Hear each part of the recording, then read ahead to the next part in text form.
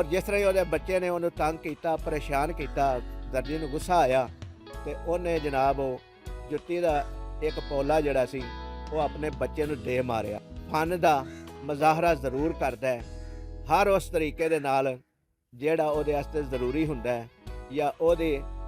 ਤੇ ਬਾਦਸ਼ਾਹ ਨੇ ਕਿਹਾ ਇਹ ਕਿਵੇਂ ਹੋ ਸਕਦਾ ਹੈ, ਸੂਟ ਤਾਂ ਤੈਨੂੰ ਮੈਂ ਪੂਰਾ ਦਿੱਤਾ ਹੈ, ਪੂਰਾ ਕੱਪੜਾ ਦਿੱਤਾ ਹੈ। ਉਹਨੇ ਕਿਹਾ ਬਾਦਸ਼ਾਹ ਸਲਾਮਤ, ਮੈਂ ਮਸ਼ਹੂਰ ਹਾਂ ਕੱਪੜਾ ਚੋਰੀ ਕਰਨ ਦਾ। मैं इस तरीके दे नाल क्योंकि मैं जिहड़ा काम करना वा जिहदा मैं माहिर हाँ। बिस्मिल्लाहिर्रहमानिर्रहीम। दोस्तों अस्सलाम वालेकुम। अल्लाह के दुआ है कि तुसी सारे लोग सेहत और तंदुरुस्ती वाली लंबी ज़िंदगी गुजारो और खुश व खुरम हर वक्त रहो। दोस्तों अज की वीडियो आखिर तक लाजमी देखा जे, क्योंकि अज मैं जिहड़ी स्टोरी तुहाडे नाल शेयर करनी चाह रहा वो ये वे कि जेड़े दोस्त भाई बजुर्ग सन 1980 की दहाई विच मैट्रिक कर चुके ने, उन्हें ये स्टोरी लाजमी पढ़ी होएगी अपनी इंग्लिश की किताब विच। अज बैठे देख रहा सा मैं कि सानू अज घर दे विच जेड़ा साबका साडे कोल रिकॉर्ड पिया किताबां की शक्ल विच, वो किताबां मैं फोड़ रहा सी, देख रहा सी ते ओहदे विचों मैनूं एक किताब नज़र आई। वो स्टोरी जिहड़ी है इंग्लिश की किताब विच उस वक्त दे जिहड़े राइटर सन उन्हां ने लिखी और उन्हां दा जिहड़ा मकसद सी अपने तालब इलमां नूं या मुआशरे दे विच जिहड़े कोई लोग अजे भी उस वक्त भी दो नंबरियां करदे सन उन्हां दे बारे चों लिखी सी। और दर्जी दे बारे सी, चलाक दर्जी। साडी ये वीडियो वेखण वाले नवे दोस्त जिहड़े ने उन्हां अगे गुजारिश है कि साडे यूट्यूब चैनल नूं सबसक्राइब कर लैन और घंटी दे बटन नूं भी दबा देन ताकि साडी हर नवीं आने वाली वीडियो दा नोटिफिकेशन उन्हां तक पहुंचदा रहे। दर्जी दी चलाकी दी जिहड़ी स्टोरी है वो इस तरह दी है कि वो अपने इलाके दे विच कपड़ा चोरी करन तो मशहूर सी और लोकी उहदे कोल अच्छी सिलाई की वजह तो जाते भी जरूर सन, लेकिन उन्हां दे दिलां दे विच ये भी हर वक्त रहिंदा सी कि इन्हें साडा कपड़ा चोरी कर लेना, रख लेना। लेकिन कोई बंदा उहदे कपड़ा रखन दा साबित नहीं उस वक्त कर सकता, जिहदी वजह तो लोकी फिर भी उहदे ते इतमाद करके चले जाते हैं। या समझ लो कि उहदी ज़बान विच इन्नी तासीर सी या उहदा तरीकाकार एडा अच्छा सी जिहदी वजह तो वो मशहूर भी सी चोरी दे नां तो, लेकिन उस दे बावजूद उहदे कोल बिजनेस भी अच्छा खासा सी।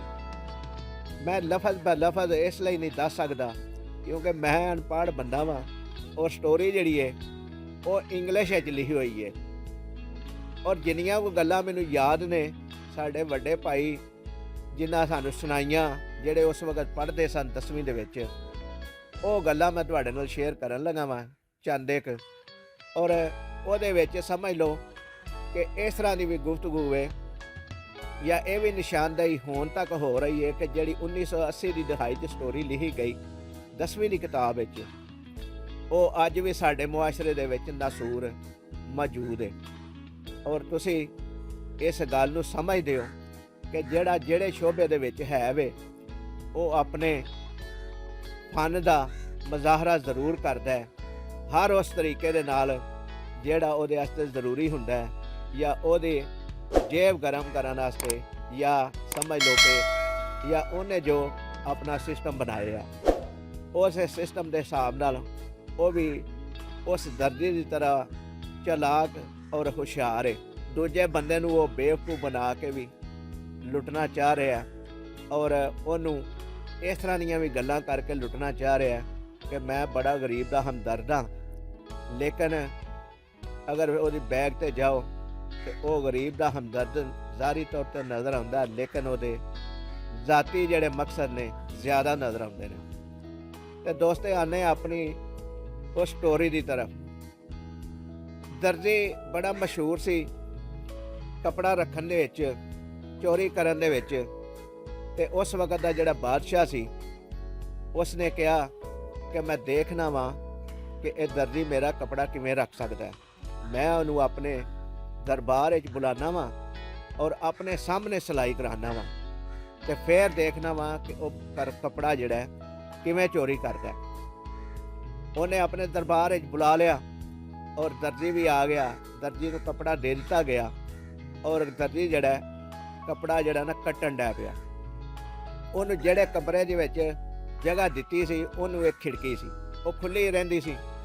ਤੇ ਆਪਣੇ ਸਮਝ ਲਓ ਕਿ ਦਰਜੀ ਨੇ ਤਰੀਕਾਕਾਰ ਜਿਹੜਾ ਬਣਾਇਆ ਉਹ ਇਹ ਸੀ ਕਿ ਉਹਨੇ ਆਪਣੇ ਬੇਟੇ ਨੂੰ ਕਿਹਾ ਕਿ ਮੈਂ ਜਿਸ ਕਮਰੇ ਦੇ ਵਿੱਚ ਬੈਠਾ ਹੋਵਾਂਗਾ ਉਹਦੀ ਖਿੜਕੀ ਤੇ ਆ ਕੇ ਤੂੰ ਮੇਰੇ ਨਾਲ ਤੰਜ਼ੋ ਮਜ਼ਾਕ ਕਰਨੇ ਨੇ ਜਾਂ ਕੋਈ ਐਸੀਆਂ ਗੱਲਾਂ ਕਰਨੀਆਂ ਨੇ ਕਿ ਜਿਹਦੇ ਨਾਲ ਮੈਨੂੰ ਗੁੱਸਾ ਆਵੇ ਤੇ ਮੈਂ ਤੈਨੂੰ ਜੁੱਤੀ ਮਾਰਾਂਗਾ।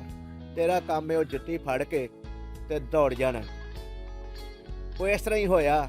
ਜਦੋਂ ਦਰਜੀ ਕਪੜਾ ਕੱਟ ਰਿਹਾ ਸੀ ਤੇ ਉਹਦਾ ਬੇਟਾ ਜਿਹੜਾ ਉਸ ਖਿੜਕੀ ਦੇ ਸਾਹਮਣੇ ਆ ਕੇ ਫੁਟਿੰਗ ਕਰਨ ਡੈ ਪਿਆ ਜਾਂ ਤੰਜ਼ੋ ਮਜ਼ਾਕ ਕਰਨ ਡੈ ਪਿਆ।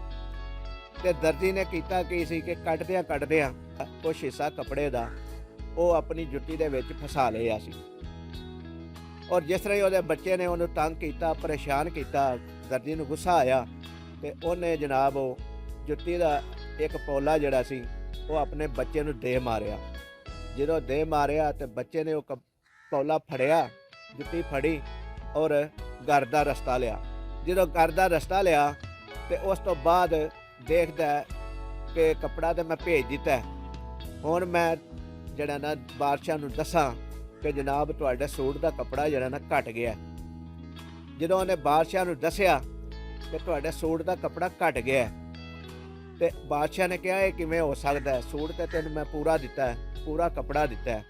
ਉਹਨੇ ਕਿਹਾ ਬਾਦਸ਼ਾਹ ਸਲਾਮਤ, ਮੈਂ ਮਸ਼ਹੂਰ ਆ ਚੋਰੀ ਕਰਨ ਦਾ, ਕੱਪੜਾ ਚੋਰੀ ਕਰਨ ਦਾ। ਤੂੰ ਹਾਂ ਇਹ ਸੋਚਿਆ ਕਿ ਮੈਂ ਸਮਝ ਲਓ ਕਿ ਆਪਣੇ ਦਰਬਾਰ ਵਿੱਚ ਬੁਲਾ ਕੇ ਇਹਦੇ ਕੋਲ ਸੂਟ ਸਿਲਵਾਵਾਂਗਾ ਤੇ ਮੇਰਾ ਕੱਪੜਾ ਚੋਰੀ ਨਹੀਂ ਹੋਏਗਾ, ਲਿਹਾਜ਼ਾ ਮੈਂ ਉਹ ਚੋਰੀ ਕਰ ਲਿਆ। ਤੇ ਬਾਦਸ਼ਾਹ ਨੇ ਇਸਤਫਸਾਰ ਕੀਤਾ ਕਿ ਤੂੰ ਮੈਨੂੰ ਦੱਸ ਕਿ ਤੂੰ ਕੱਪੜਾ ਚੋਰੀ ਕਿਵੇਂ ਕੀਤਾ। ਉਹਨੇ ਕਿਹਾ ਬਾਦਸ਼ਾਹ ਸਲਾਮਤ, ਮੈਂ ਅਗਰ ਜਾਨ ਦੀ ਅਮਾਨ ਪਾਵਾਂ ਤੇ ਫਿਰ ਮੈਂ ਉਹ ਦੱਸ ਦਿਆਂਗਾ, ਲੇਕਿਨ ਅਗਰ ਤੁਸੀਂ ਮੈਨੂੰ ਸਜ਼ਾ ਦਿਓਗੇ ਤੇ ਫਿਰ ਮੈਂ ਨਹੀਂ ਦੱਸਾਂਗਾ ਕਿ ਮੈਂ ਕੱਪੜਾ ਚੋਰੀ ਕਿਵੇਂ ਕੀਤਾ, ਕਿਉਂਕਿ ਮੈਂ ਤੁਹਾਡੇ ਦਰਬਾਰ ਵਿੱਚ ਮੌਜੂਦ ਹਾਂ, ਤੁਹਾਡੇ ਸਾਹਮਣੇ ਮੌਜੂਦ ਹਾਂ। ਲੇਕਿਨ ਮੇਰੀ ਜਿਹੜੀ ਕਾਰਾਗਰੀ ਹੈ ਚੋਰੀ ਕਰਨ ਦੀ ਉਹ ਤੁਹਾਨੂੰ ਅਗਰ ਮੈਂ ਦੱਸ ਦਿੱਤੀ ਤੇ ਤੁਸੀਂ ਮੈਨੂੰ ਸਜ਼ਾ ਦਿਓਗੇ, ਹੋ ਸਕਦਾ ਮੈਨੂੰ ਮੌਤ ਦੀ ਸਜ਼ਾ ਵੀ ਸੁਣਾ ਦਿਓ। ਤੇ ਬਾਦਸ਼ਾਹ ਨੇ ਕਿਹਾ ਮੇਰਾ ਵਾਅਦਾ ਹੈ ਕਿ ਮੈਂ ਤੈਨੂੰ ਕੁਝ ਨਹੀਂ ਕਵਾਂਗਾ। ਤੇ ਦਰਜੀ ਨੇ ਕਿਹਾ ਕਿ ਜਨਾਬ ਜਿਸ ਵਕਤ ਬੱਚਾ ਮੈਨੂੰ ਮੇਰਾ ਸਤਾ ਰਿਹਾ ਸੀ ਉਸੇ ਦੌਰਾਨ ਮੈਂ ਕੱਪੜੇ ਦਾ ਇੱਕ ਟੁਕੜਾ ਆਪਣੀ ਜੁੱਤੀ ਵਿੱਚ ਛੁਪਾਇਆ ਸੀ, ਜਿਹੜੀ ਮੈਂ ਉਹਨੂੰ ਜੁੱਤੀ ਮਾਰੀ ਔਰ ਉਹ ਫੜ ਕੇ ਤੇ ਘਰ ਦੀ ਤਰਫ ਚਲਾ ਗਿਆ। ਮੈਂ ਇਸ ਤਰੀਕੇ ਦੇ ਨਾਲ, ਕਿਉਂਕਿ ਮੈਂ ਜਿਹੜਾ ਕੰਮ ਕਰਨਾ ਵਾ ਜਿਹਦਾ ਮੈਂ ਮਾਹਰ ਹਾਂ, ਉਹ ਮੈਂ ਹਰ ਤਰੀਕਾ ਆਪਣੇ ਉਸ ਤਰੀਕੇ ਨੂੰ ਅੰਜਾਮ ਦੇਣ ਵਾਸਤੇ, ਆਪਣੀ ਉਸ ਚੋਰੀ ਨੂੰ ਅੰਜਾਮ ਦੇਣ ਵਾਸਤੇ ਕਰ ਲੈਣਾ ਵਾ, ਸੋਚ ਲੈਣਾ ਵਾ। ਲਿਹਾਜ਼ਾ ਜਦੋਂ ਮੈਂ ਤੁਹਾਡੇ ਦਰਬਾਰ ਵਿੱਚ ਆਇਆ ਸੀ ਤੇ ਇਹ ਮੈਂ ਪਲਾਨ ਉਦੋਂ ਹੀ ਕਰ ਲਿਆ ਸੀ। ਤੇ ਦੋਸਤੋ ਕਿ ਸਾਡੇ ਮੁਆਸ਼ਰੇ ਦੇ ਵਿੱਚ ਇਸ ਤਰ੍ਹਾਂ ਹੀ ਨਹੀਂ ਹੋ ਰਿਹਾ ਕਿ ਜਿਹੜੇ ਕੰਮ ਦੇ ਵਿੱਚ ਲੱਗਾ ਹੈ ਉਹ ਉਸ ਕੰਮ ਦਾ ਮਾਹਿਰ ਹੈ। ਤੇ ਦੋਸਤੋ ਦੱਸੋ ਕਿ ਇਸ ਤਰ੍ਹਾਂ ਹੀ ਨਹੀਂ ਹੋ ਰਿਹਾ ਕਿ ਹਰ ਇਨਸਾਨ ਜਿਹੜੇ ਸ਼ੋਬੇ ਦੇ ਵਿੱਚ ਉਹ ਆਪਣੇ ਸ਼ੋਬੇ ਦੇ ਵਿੱਚ ਇਸੇ ਤਰ੍ਹਾਂ ਦਾ ਮਾਹਿਰ ਹੋ ਕੇ ਤੇ ਆਵਾਮ ਦੇ ਨਾਲ ਧਰੋ ਨਹੀਂ ਕਰ ਰਿਹਾ। ਤੇ ਦੋਸਤੋ ਕਿਸੇ ਨੂੰ ਇਹ ਗੱਲ ਯਾਦ ਹੈ ਕਿ ਮੈਂ ਅੱਗੇ ਵੀ ਜਾਣਾ ਹੈ, ਇਹਨਾਂ ਚੀਜ਼ਾਂ ਦਾ ਅੱਗੇ ਜਾ ਕੇ ਵੀ ਖੁਦਾ ਕੇ ਪੇਸ਼ ਹੋ ਕੇ ਜਵਾਬ ਦੇਣਾ ਹੈ। ਸੋਚਿਆ ਜੇ ਜ਼ਰੂਰ ਔਰ ਸਮਝਣ ਦੀ ਕੋਸ਼ਿਸ਼ ਜ਼ਰੂਰ ਕਰਿਆ ਜੇ। ਅੱਜ ਲਈ ਇੰਨਾ ਹੀ, ਅਗਲੀ ਵੀਡੀਓ ਤੱਕ ਲਈ ਇਜਾਜ਼ਤ ਦਿਓ। ਅੱਲਾਹ ਤਾਲਾ ਸਾਨੂੰ ਤੇ ਤੁਹਾਨੂੰ ਅਮਲ ਦੀ ਤੌਫੀਕ ਅਤਾ ਫਰਮਾਏ। ਤੁਹਾਡੇ ਅੱਗੇ ਗੁਜ਼ਾਰਿਸ਼ ਹੈ ਕਮੈਂਟ ਸੈਕਸ਼ਨ ਵਿੱਚ ਇੱਕ ਕਮੈਂਟ ਲਾਜ਼ਮੀ ਕਰਿਆ ਜੇ। ਅਸੀਂ ਜਿਹੜੀ ਵੀਡੀਓ ਬਣਾਉਣ ਦੀ ਕੋਸ਼ਿਸ਼ ਕਰਨੇ ਆ ਉਹਦੇ 'ਚ ਕੋਸ਼ਿਸ਼ ਇਹ ਹੀ ਸਿਰਫ ਹੁੰਦੀ ਹੈ ਸਾਡੀ ਇਹ ਸਟੋਰੀ ਸੁਣ ਕੇ ਤੇ ਕੁਛ ਸ਼ਾਇਦ ਸਮਝ ਜਾਓ। ਇਸ ਵੀਡੀਓ ਨੂੰ ਲਾਈਕ ਕਰਿਆ ਜੇ, ਸ਼ੇਅਰ ਕਰਿਆ ਜੇ ਔਰ ਕਮੈਂਟ ਸੈਕਸ਼ਨ ਵਿੱਚ ਇੱਕ ਕਮੈਂਟ ਲਾਜ਼ਮੀ ਕਰਿਆ ਜੇ ਔਰ ਸਾਡੇ ਚੈਨਲ ਨੂੰ ਸਬਸਕ੍ਰਾਈਬ ਕਰਿਆ ਜੇ। ਅੱਲਾਹ ਤਾਲਾ ਸਭ ਨੂੰ ਖੁਸ਼ ਰੱਖੇ, ਸਭ ਦਾ ਭਲਾ ਤੇ ਸਭ ਦੀ ਖੈਰ। ਅੱਲਾਹ ਨਿਗਹਿਬਾਨ।